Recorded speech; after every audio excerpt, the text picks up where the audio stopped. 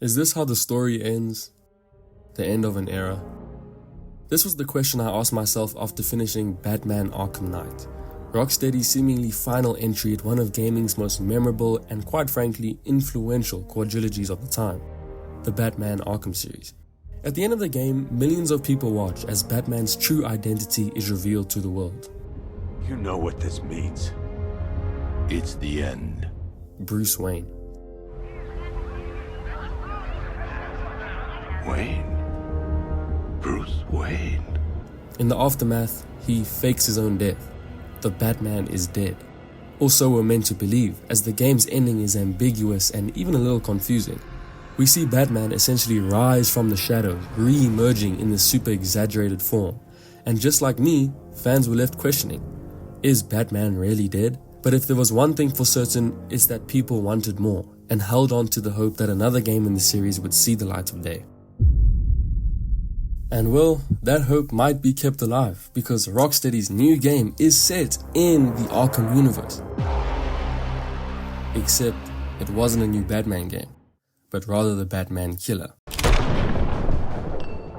Because Batman is killed. Like, actually dead. He ended up being alive, but then just straight blicky to the fucking face in a game that wasn't even his. So I guess this truly is the end of an era. And many people were upset, but hey, I mean, who wouldn't be when your favorite character dies?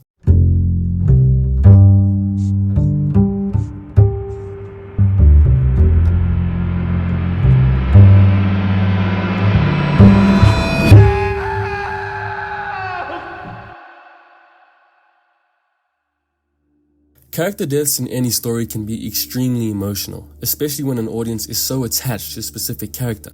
And a death probably more controversial and talked about than the recent Batman murder was the death of Joel in The Last of Us Part 2. Joel, get up. Joel, fucking get up. Now, Joel is obviously an iconic character to say the least. And his death, even though possibly speculated to happen in the second game, wasn't necessarily the full reason why it was so talked about and why I'm so intrigued about it. Because Joel, one of the main faces of PlayStation and up until the second game, essentially the main character of the franchise, does die within the first 2 hours of the game. A bold move by Naughty Dog and something nobody expected. But even more so, in a brutal way. He's beaten to death with a golf club as Ellie watches. No last words, no goodbyes, and is even spat on. Hey yo, what the fuck? As soon as the game released, there were claims that Joel's character was disrespected, and how that would never happen, similar to the claims of Batman's death recently. However, Joel's death does something way more than emotionally shock the player. And I think his death was the exact opposite of disrespectful. It was cruel and sad, yes, of course it was, but utterly faithful and respectful to the world of The Last of Us. Joel is not special. Everybody is out to survive on their own. Joel was simply a victim of his environment, and his death was no different to everyone else who was also brutally murdered in this evil world. Some of that blood on Joel's hands himself. Fuck you, man. He told you what you wanted.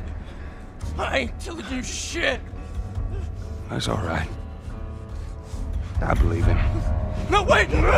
But interestingly, his death sets the fucking tone.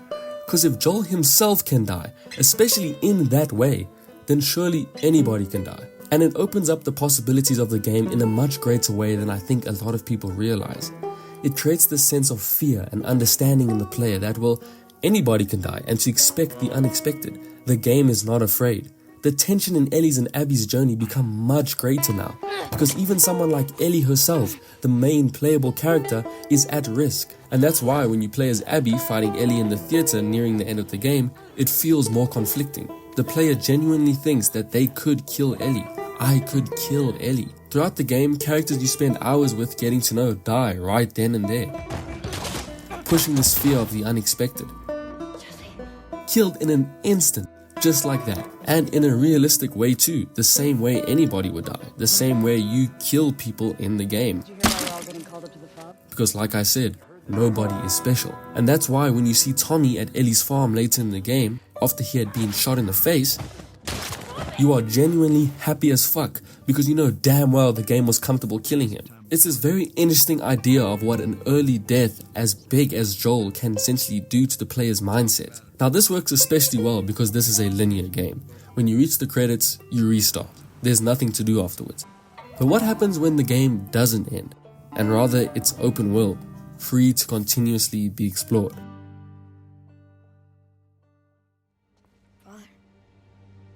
No. We do it together. Son.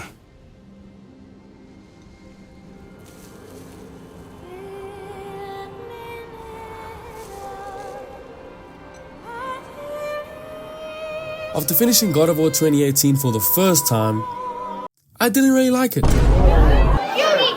What must I say? I wasn't really fucking with it like everyone else was. I mean, I acknowledge that it was definitely a good game, but I think at the time it just wasn't for me. So years later, I decided enough is enough and I replayed it. And it clicked. The story, the characters, the gameplay, the world, everything seems so much better the second time around. But even more so, what me liking God of War 2018 did more than anything else was that it got me extremely excited for the next game. So when God of War Ragnarok got announced, I was ecstatic. The time draws near. I could not believe that shit, and I was ready. Because if there was one thing on my mind about the first game, it was this. At the end, you end up seeing a mural which depicted Kratos and Atreus' journey beforehand, showing their whole adventure throughout the game as meant to be and set in stone. However, you pull the sheets off the last mural to find a panel depicting Kratos' death. His death too, now set in fate, and it's merely just a waiting game. And then Ragnarok came out and plays on exactly this, fate. You see, because throughout the game, fate is presented to Kratos, one after the other, and they end up all becoming true. You are the sum of your choices, nothing more. And because your choices never change, you will learn that Heimdall intends to kill your son in Asgard, and you will do what you do best. Fate seems to be set in stone, meaning Kratos' journey will ultimately lead to the inevitable, exactly as you see in the first game. Kratos will die. You will die, Kratos of Sparta. It was so intriguing going through the game, seeing fate play out right in front of you, exactly as foreseen, knowing if this carries on, Kratos is going to die. I mean, can Kratos change fate itself, or is it, just like his death, inevitable? Now this is where a small problem comes about in an open world game like this. You see, I knew Kratos wasn't gonna die. Huh? Or at least I was pretty sure. What? Because the game is open world. If Kratos dies, then who's gonna finish all those side missions after the game that I still wanna go do? Now I know, but just hear me out. Who am I going to play as for the rest of the open world after the game? This is not such a big deal in some cases. Red Dead Redemption 1 and Red Dead Redemption 2 do this perfectly. When the main character dies, that being Arthur and John, you just play as someone else. John and then John's son. But it works perfectly fine because they're so similar. They play exactly the same. They have the same weapons and abilities, etc. Everything carries over. And it's actually pretty sad to not play or hear your old character again like you just did for most of the game. Goodbye, old friend. The same idea for Brock and Sindri in Ragnarok. Once you complete the story, Brock dies and Sindri isolates himself, mourning his brother's death. So you no longer get to hear their cheeky banter when upgrading weapons at the shop. In both cases, the world is indefinitely changed and not the same as it once was, except Red Dead Redemption is able to do this with the main characters that you play as, while God of War Ragnarok doesn't, and quite frankly can't, because this is not so easy to do with Kratos, like with killing Arthur. There is only one Kratos, and playing as the only other playable character in the game, Atreus, just wouldn't work. I mean, the whole world is already shaped around Kratos' abilities and weapons, and if you were to play as Atreus after the story, everything you just did as Kratos would be a waste. And I could see this happening while I was playing the game. I think this is something to really think about when it comes to character deaths in an open world game. There's sort of like an open world problem. It can be hard to kill off the main character because you need to replace them to play as someone after the story. And I thought about that while playing, and it kind of ruined the tension for me a bit, I'm not gonna lie. Because the whole time while playing the story of Ragnarok, I was trying to figure out what the game would do if Kratos actually dies. Therefore, the threat of a main character dying in an open world game like God of War is much harder to achieve. But hey, maybe that was just me. But I think this sort of paradox is something to really think about, especially if Santa Monica are looking to kill Kratos in the next few to God of War games. But at the end of the day, whether you're playing The Last of Us 2 or God of War, they're still story-based games with a set, written story, like a movie. But what about choice-based games? What happens if someone dies then, and when the blood is on your hands?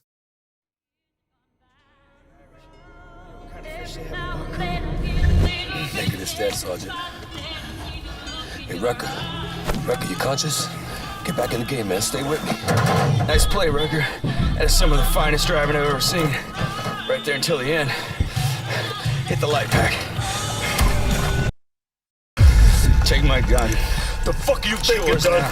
The fuck are you thinking? For the wolf to survive, it's gotta chew off its own leg. Fire! Don't you fucking do it, Wrecker! Save yourselves. Get out of here. Get out of here! Fucking bullshit, man, you hear me? Shoot out the window, you... Battlefield 4 was the first game I ever played on PS4. I was 10 years old at the time and I was loving it. And at the end of the game, I had to do something I had never done before. We gotta go back down. Make a decision. Okay, well, only one of us needs to go. Someone had to go plant the explosives to destroy the thing you've been trying to destroy the whole game. But whoever does it, dies. You are not risking your life, Hannah. I'm Irish, remember? The lucky one. Give it to me, Wrecker. Who to save? My 10-year-old self couldn't believe it. I actually had to make a choice about something in a game for once. I didn't know who to choose. Hannah, a character you had met during the game fighting for your cause, or Irish, your brother in arms. Jen, everyone on that ship are dying as we argue. Give me the charge, Wrecker. Now in hindsight looking back, the obvious option is to save Irish. You had spent the whole game with him and he's literally been fighting by your side as a part of your team. Hannah is merely just a side character. And my decision at the time is what I think is the essence of what choice-based games can bring to the player and the game. Now, I chose to save Hannah. Hell no, man. What the fuck, man? Oh my fuck. So he's the one I chose to die. And after the game, I remember just being so upset. I had killed him. Irish died because of me. I really felt like I had affected the story in a huge way, and my decision at the time was canon, because I didn't know any better. Tombstone, hold that ship down.